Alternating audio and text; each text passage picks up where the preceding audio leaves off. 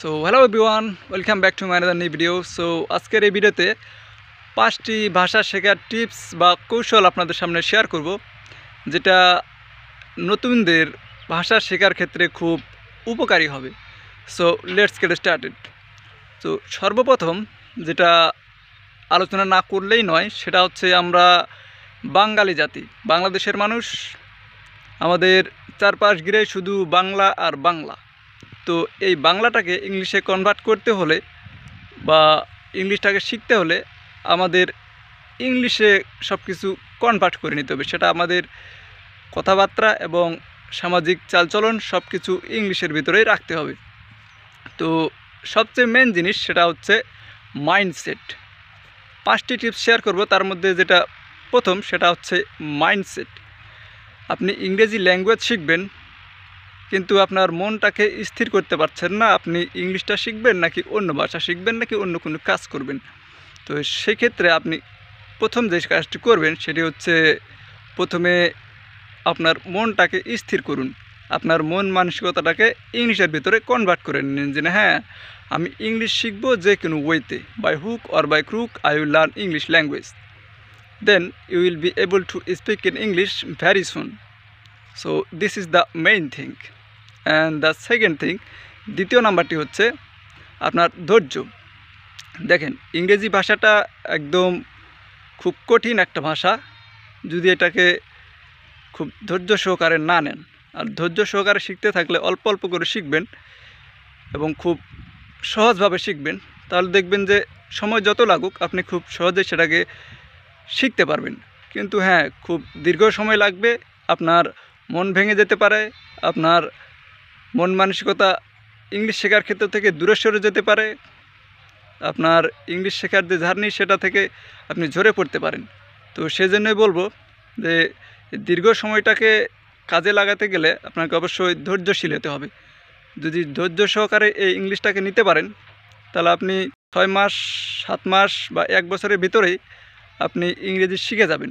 কিন্তু অনেকের ক্ষেত্রে হয় কি, 2 থেকে 3 মাস প্র্যাকটিস করার পরে তারা ধৈর্যহারা হয়ে যায় এবং তারা নিজেকেই মনে করে যে আমি ইংলিশটা শিখতে পারবো না, আমার দ্বারা ইংলিশ শেখা সম্ভব নয়, এবং সেই পথ থেকে দূরে সরে যায়।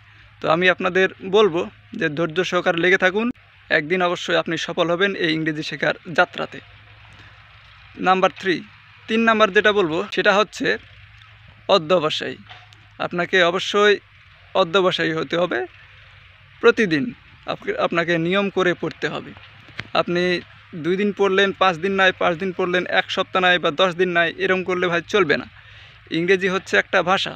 এই ভাষাটাকে শিখতে গেলে, যেহেতু আমরা বাংলাদেশের মানুষ, অবশ্যই চর্চার ভিতরে দিয়ে আমাদের এগোতে হবে। যদি শিখতে চান অবশ্যই নিয়ম করে পড়বেন এবং রেগুলারিটি মেনে চলবেন। প্রতিদিন পড়ার চেষ্টা করবেন, তাহলে দেখবেন যে একদিন আপনি এই ভাষাটাকে আপনার নিজের মধ্যে আনতে সফল হবেন। 4র্থ নাম্বার যেটা সেটা হচ্ছে রেগুলারিটি। রেগুলারিটি মানে হচ্ছে নিয়মানুবর্তিতা। আপনি প্রতিদিন আপনাকে নিয়ম করে পড়তে হবে, কারণ নিয়ম ছাড়া ভাই আপনি এগোতে পারবেন না। যদি নিয়মিত না পড়েন এবং নিয়ম করে যদি না পড়েন, যে আপনি এই যে এখন টেন্স পড়লেন, টেন্স থেকে আবার চলে গেলেন ভোকাবুলারিতে, ভোকাবুলারি পড়লেন এবং আপনার যে পড়ার মন মানসিকতা সেটা আপনার নিয়ে গেলেন আবার কমপ্লিটিং সেন্টেন্সে, এভাবে করলে ভাই হবে না। আপনাকে বেসিক থেকে এগোতে হবে। প্রথমে আপনি কয়েকটা টেন্স শিখবেন, তারপরে ধরবেন ভোকাবুলারি। এই ভোকাবুলারি অল্প শিখবেন, কিন্তু টেন্স শেখার সাথে সাথে ভোকাবুলারিটা শিখবেন। তো সেক্ষেত্রে হয় কি, যে আপনি ইংলিশটাকে শিখবেন, একদম যে ভোকাবুলারি শিখবেন সেটা টেন্সের সাথে রিলেটেড, এবং ভোকাবুলারি শেখার সাথে সাথে টেন্স কী নিয়মে গঠিত হয় এবং আপনি সেন্টেন্সটা কীভাবে মেক করবেন সেটা নির্ভর করবে আপনার ইংলিশটা শেখার ক্ষেত্রে। তো সেজন্যই বলবো যে আপনি নিয়ম করে আগান, এবড়ো থেবড়োভাবে এগোবেন না। তো এই গেল 4 নাম্বার। এবং 5 নাম্বার যেটি হচ্ছে সেটি নিজেকে রেকর্ড করা।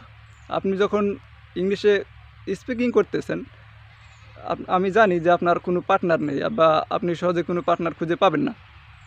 তো এই জন্য আপনাকে বলবো যে আপনি যখন ইংলিশটা প্র্যাকটিস করতেছেন, নিজে নিজে, তখন এই আপনার যে স্মার্টফোন আছে এই ফোনে ফ্রন্ট ক্যামেরা চালু করে দিয়ে আপনি নিজেকে রেকর্ড করবেন।